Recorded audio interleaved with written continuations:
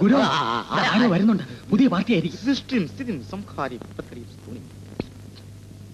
കൊറേ ദിവസമായിട്ട് ഞാൻ നിന്നെ അന്വേഷിച്ചോണ്ടിരിക്കുകയാണ്. നീയോ കഞ്ഞി? കഞ്ഞിയല്ലടാ കുഞ്ഞി. നീ എന്തിനനുവാദമില്ലാതെ ഈ പവിത്രമായ പർണശാലയ്ക്കുള്ളിൽ കടന്നു വന്നു? ഇന്നേ എന്റെ തത്തമ്മ കുത്തിയെടുത്തത് ഒരു ഹനുമാന്റെ പടമായിരുന്നു, ലങ്കാദഹനം. അതിനുവേണ്ടിയാണ് ഞാൻ വന്നത്. ആരെവിടെ? എന്താണിവിടെ ഒരു സ്ത്രീ ശബ്ദ ബഹളം? അവരെ ഉടനെ ബാഹ്യസ്ഥലെ പോകസ്ഥലോ. സ്ത്രീയെ, നിന്നോട് ഉടനെ പുറത്തു പോകുവാൻ അദ്ദേഹം പറയുന്നു.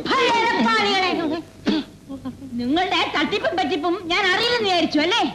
കൂടാത്തത്തിന്റെ പേരും പറഞ്ഞ് ആ പാവപ്പെട്ട ചായക്കടക്കാരൻ ഗോവന്നരെ നിങ്ങൾ പറ്റിച്ചില്ലടാ. ഞങ്ങൾ പറ്റിച്ചതല്ല, അയാൾ പറ്റിയതാണ്. പിന്നെ ആ ശങ്കുണ്ണിപ്പിള്ളയുടെ വീട് അന്വേഷിച്ച് കണ്ടുപിടിച്ചതും അയാളുടെ വേലക്കാരനെ ചാക്കിട്ട് പിടിച്ച് അയാളുടെ ഡയറി തട്ടിയെടുത്തത് ഞാൻ അറിയില്ലെന്ന് വിചാരിച്ചോ? അയ്യോ, ഡയറി തട്ടിയെടുത്തതല്ല, തട്ടപ്പെട്ടതാണ്. അതെങ്ങനെ നീ അറിഞ്ഞ്? ഞാൻ അന്വേഷിച്ചറിഞ്ഞു. നീ അന്വേഷിച്ചറിഞ്ഞല്ല, നിന്റെ ചാവാലി തത്ത പറഞ്ഞതായിരുന്നു. ആ തത്തസ്യ വിഷാംശം സേവിതേ അനസ്തേഷ്യക്കരവോ. ആ തത്തയ്ക്ക് വിഷം കൊടുത്ത് കൊല്ലുമെന്ന് യവൻ അല്ല ഗുരു പറയുന്നു. എടാ, എന്റെ തത്തയ്ക്കല്ല വിഷം കൊടുക്കേണ്ടത്, നിന്റെ തന്തയ്ക്കാണ് വിഷം കൊടുക്കേണ്ടത്. രണ്ടിനെ ഞാൻ അരിഞ്ഞു. കുഞ്ഞി ബഹളം വെക്കല്ലേ, ഞങ്ങളുടെ നല്ല പേര് കളയല്ലേ. നല്ല പേരോ നിങ്ങൾക്കോ? ആ ശങ്കുണ്ണി മുതലാളി ഇവിടെ വരുത്തി അയാളെ പറ്റിച്ച 1000 രൂപ വാങ്ങിച്ചില്ലേ? അത് ഞങ്ങളുടെ ആവശ്യത്തിനാണ്. അതിലെനിക്ക് പാതി തരണം. അതവിടെ മനസ്തേഷ്യ അത് മനസ്സിലിരിക്കട്ടെ. ഗുരുവിനെ ശിഷ്യനെ ഞാൻ ഒന്നിച്ച് കമ്മിണിക്കും. ശങ്കുണ്ണിപ്പിള്ളയോട് പറയും, ശങ്കുണ്ണിപ്പിള്ള പോലീസിനോട് പറയും. എന്റെ പൊന്നു കുഞ്ഞി, ഞാൻ തരാം തരാം തരാം തരാം. പക്ഷെ പാതി തന്നെ വേണോ? ഒരു വിട്ടുവീഴ്ച. ഞാൻ പോലീസിൽ പറയും, പോലീസ് നിങ്ങളെ പിടിക്കും. പോലീസ് പാതിപ്പണം കൊടുസ്തേഷ്യേ. പാതി പണം തരാൻ നിന്റെ ഗുരു പറയുന്നു. താൻ എന്ത് ഉദ്ദേശിച്ചോണ്ടോ പാതി പണം കൊടുക്കാൻ പറയുന്നേ? നാശത്തെ ഒഴിച്ചു വിട സ്ത്രീ, ഇത് ഒഴിയാ പാതേ സ്ത്രീ. കാശെടുക്കില്ല.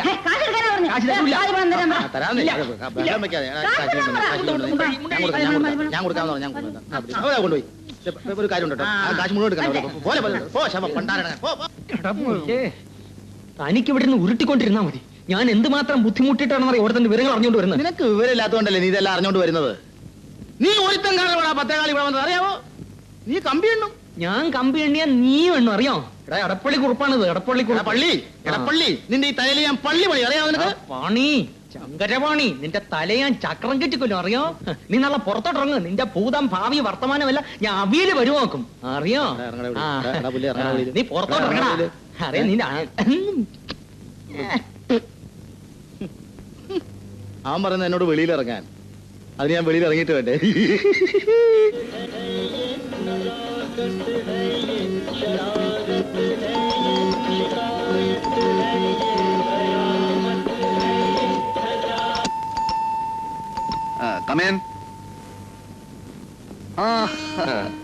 ഇതാണ് പ്രസിദ്ധ സംഗീത സംവിധാനം ജിതിൻ ലാൽ, മദൻ ലാൽ, രണ്ടുപേരാള് തന്നെ. നമസ്കാരം.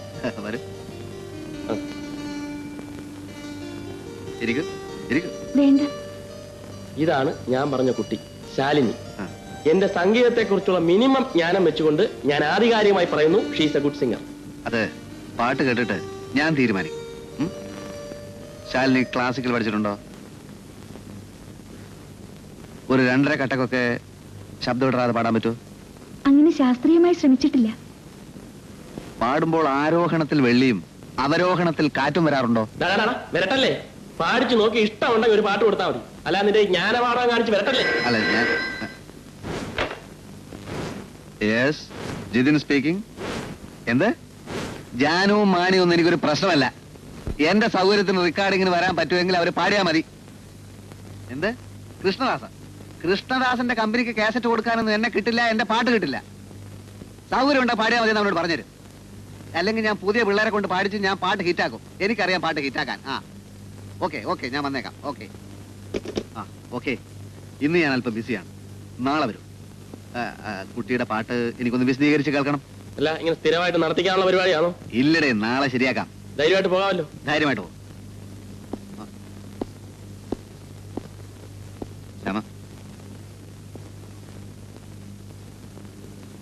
ഏതാ കേസ്? ചുമ്മാ ശരീരം മോശമല്ല, ശാരീരം അല്പം മോശമാണെങ്കിലും ഞാൻ പരിഗണിക്കാം. ഞാൻ ശ്രമിക്കണം. ഇപ്പൊ പറഞ്ഞിരിക്കട്ടെ, മേലാൽ ആവർത്തിക്കരുത്. ഞാൻ കെട്ടാൻ പോകുന്ന പെണ്ണ. നീ ഒരുമാതിരി ബെല്ലും ബ്രേക്കും ഇല്ലാന്ന് പെരുമാറിക്കളെ. ഇതൊക്കെ നേരത്തെ എഴുന്നള്ളിക്കണ്ടേ? എന്നാ ഇനി പേടിക്കണ്ട. നാളെ പെങ്ങളെയും കൂടെ അയച്ചോണ്ടാ മതി.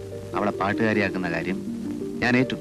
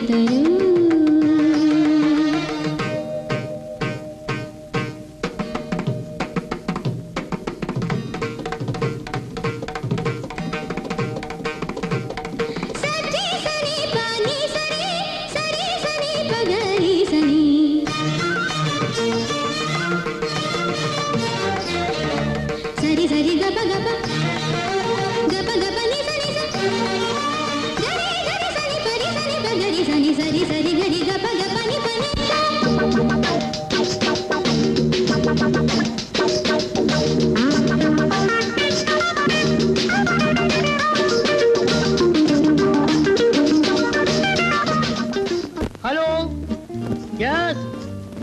ആ ശാലിനി നമ്മുടെ വീട് തന്നെ. Private secretary T K Kumaran speaking. എന്തോന്ന്? ഷീറ്റോ? റബ്ബർ ഷീറ്റോ? ബെർഷീറ്റോ? കാൽ ഷീറ്റോ? എടോ എന്നാ അതൊന്ന് മലയാളത്തിൽ പറഞ്ഞൂടെ? ഒരു രക്ഷയില്ല ആശാന്. 3 മാസത്തേക്ക് ഫുൾ ബുക്കിംഗ് ആണ്. ഞാൻ എന്ത് ചെയ്യാനാ?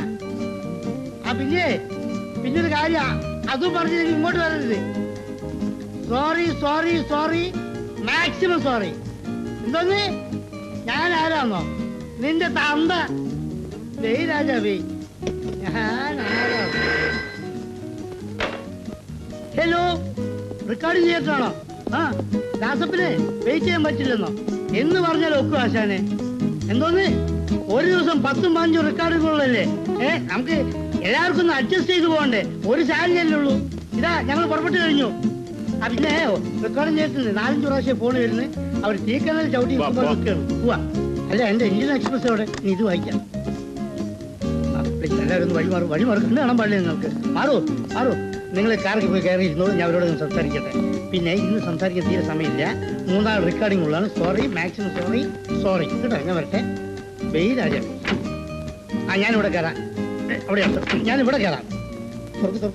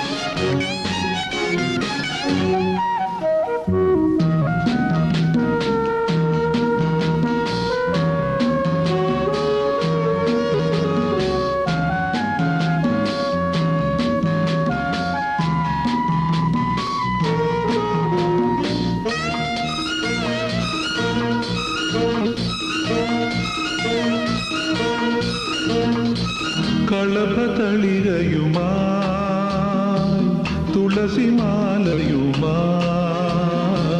കളപതളികയുമായി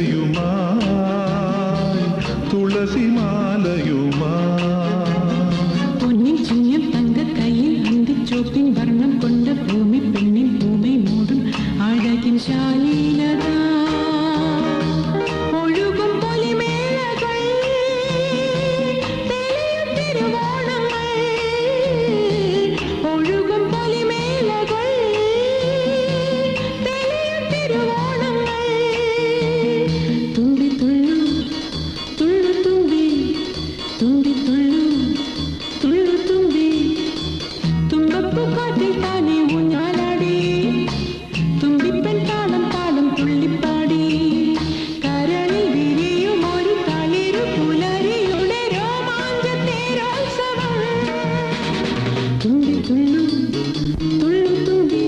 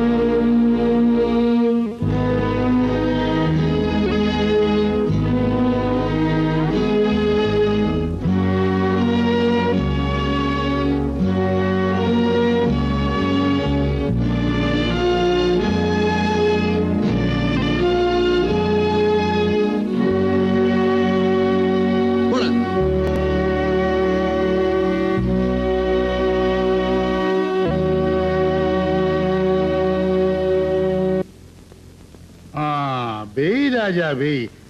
അപ്പം ചുരുക്കി പറഞ്ഞ ശാലിനി കുഞ്ഞിന് കണ്ടു കാണാനുള്ള കാരണം ആ പൊട്ടൻ കുട്ടനാണല്ലേ? ഒന്ന് പതുക്കെ പറയടാ. ജയിലിൽ വെച്ച് അവൾ അവനെ അറിഞ്ഞില്ല. പക്ഷെ പുറത്തിറങ്ങിയാൽ രണ്ടുപേരും തമ്മിൽ കാണാനും അവൾ അവനെ തിരിച്ചറിയാനും സാധ്യതയുണ്ട്. അയ്യോ, അങ്ങനെ വല്ലതും സംഭവിച്ചു പോയാ നമ്മള് ഗ്ലാമർ കൊണ്ട് തെറിച്ചു പോകും എന്റെ പൊന്നാണോ. അതുകൊണ്ട് എന്ത് സംഭവിച്ചാലും ശരി, അവൾ അവനെ കാണരുത്. എപ്പോഴും അവളുടെ ചുറ്റും ഒരു കണ്ണുണ്ടായിരിക്കണം. എന്നെങ്കിലും അവർ തമ്മിൽ കാണാനിട വന്നാൽ നിന്റെ കുടല് വലിച്ച് ഞാൻ പുറത്തിടും. രാജാവേ, കൊട്ടല് വലിക്ക് പുറത്തിട്.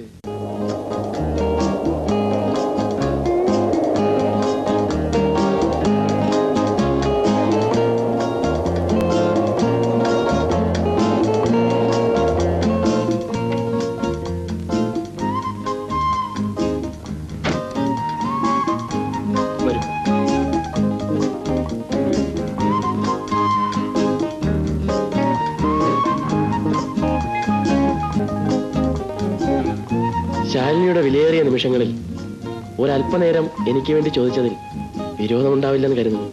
രാമേട്ടൻ എന്താ അങ്ങനെ പറഞ്ഞത്? അല്ല, ഇത്രയും നേരം വല്ലോ മൂളിയാ അതിനും കാശല്ലേ? ഞങ്ങള് ഡോക്ടർമാര് കാലത്ത് മുതൽ വൈകുന്നേരം വരെ വെട്ടി കീറി മുറിച്ച് വെച്ച് കെട്ടിയിട്ട് അതിന് 10 കാശ് ചോദിച്ചാ വലിയ പാവമായി പോവും. ആ, സാമൂഹിക സേവനമല്ലേ? അല്ല, ഇതൊന്നും പറഞ്ഞിട്ട് വലിയ കാര്യമില്ല. അവനവന്റെ തലയെ വരച്ചതല്ലേ അവനവന് കിട്ടൂ. നമുക്ക് ജനിച്ചപ്പോ തൊട്ട് കഷ്ടകാലമാണ്. ഇല്ലെങ്കിൽ ലോകത്ത് എത്രയോ നല്ല പേര് കിടക്കുന്നു. എന്നിട്ടും നമ്മുടെ ഫാദേഴ്സിന് നമുക്കിടാൻ കിട്ടിയ പേര് രാമകൃഷ്ണപിള്ള. പേര് കേൾക്കുമ്പോൾ പലരും ചോദിക്കുക, കമ്പൗണ്ടർ ആണോ? അല്ല, ഞാൻ ബോറടിപ്പിക്കുന്നില്ലല്ലോ. ഇല്ല. ഒരല്പം ബോറടിപ്പിക്കുന്ന ഉദ്ദേശത്തിലാണ് വന്നിരിക്കുന്നത്. സഹിക്കാതെ നിവർത്തിയില്ല.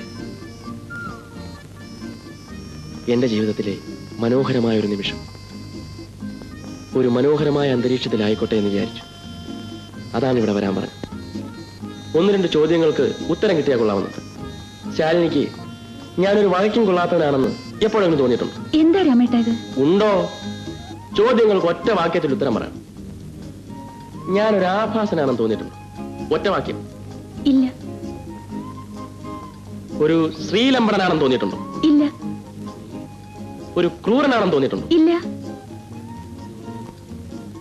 അവശ്യം സ്നേഹിക്കാൻ കഴിവുള്ളവനാണ് എന്ന് തോന്നിയിട്ടുണ്ടോ? ഉണ്ട്. ഒരു പെൺകുട്ടിയുടെ സങ്കല്പത്തിന് പറ്റിയ ഭർത്താവാകാൻ യോഗ്യതയുള്ളവനാണെന്ന് തോന്നിയിട്ടുണ്ടോ? ഉണ്ട്. ഷുവർ? എന്നാൽ ഇനി അധികം വളച്ചു കിട്ടുന്നില്ല. എന്താ, സമ്മതമാണോ? എന്തിന്? ഒരു താലി അമ്മ വാങ്ങി വെച്ചിട്ടുണ്ട്. ഇഷ്ടമുള്ള പെണ്ണിന്റെ കഴുത്തിൽ കെട്ടിക്കൊള്ളാൻ പറഞ്ഞു. എന്താ, കെട്ടിക്കോട്ടെ?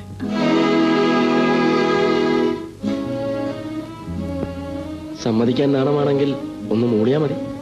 രാമേട്ടൻ തെറ്റിദ്ധരിക്കരുത്. എനിക്ക് മറ്റൊരാളെ ഇഷ്ടമാണ്.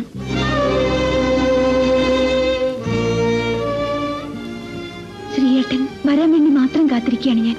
ശാലിനി, എനിക്ക് കാഴ്ച കിട്ടുന്നത് വരെ എന്നോടൊപ്പം ഉണ്ടായിരുന്നു. കാഴ്ച കിട്ടിയാൽ ഉടനെ കാണണമെന്ന് ഞാൻ ആഗ്രഹിച്ചിരുന്നു. എല്ലാം കണ്ടു, എല്ലാവരെയും കണ്ടു. പക്ഷേ എന്റെ ശ്രീയേട്ടനെ മാത്രം കണ്ടില്ല. ശാലിനി ഇതുവരെ ഇതൊന്നും എന്നോട് പറഞ്ഞിട്ടില്ലല്ലോ. വരുമെന്ന് വിചാരിച്ചു, വന്നില്ല. ഇനിയിപ്പോ ഒന്നും ഒളിച്ചു വെച്ചിട്ട് കാര്യമൊന്നുമില്ലല്ലോ. എനിക്ക് പേരും പണവും ഒന്നും വേണ്ട രാമേട്ട. ശ്രീയേട്ടനെ ഒന്ന് കണ്ടാ മാത്രം മതി. വീട്ടിൽ നിന്ന് ഇറങ്ങുമ്പോ അമ്മ എപ്പോഴും പറയാറുണ്ട്, രാഘവനെ നോക്കിയിട്ട് പോകാൻ. എനിക്കിതിലൊന്നും വലിയ വിശ്വാസമില്ലായിരുന്നു. ഇന്ന് വരെ ഞാനത് നോക്കിയിട്ടുമില്ല. ഇന്നാണ് ആദ്യമായി രാഘവാനം നോക്കി പുറത്തിറങ്ങിയത്. ഈ രാഘവാനത്തിലൊന്നും വലിയ കാര്യമില്ല, അല്ലേ ശാലിനി? രാമകൃഷ്ണ പിള്ളയ്ക്ക് വിധിച്ചതേ രാമകൃഷ്ണ പിള്ളയ്ക്ക് കിട്ടും.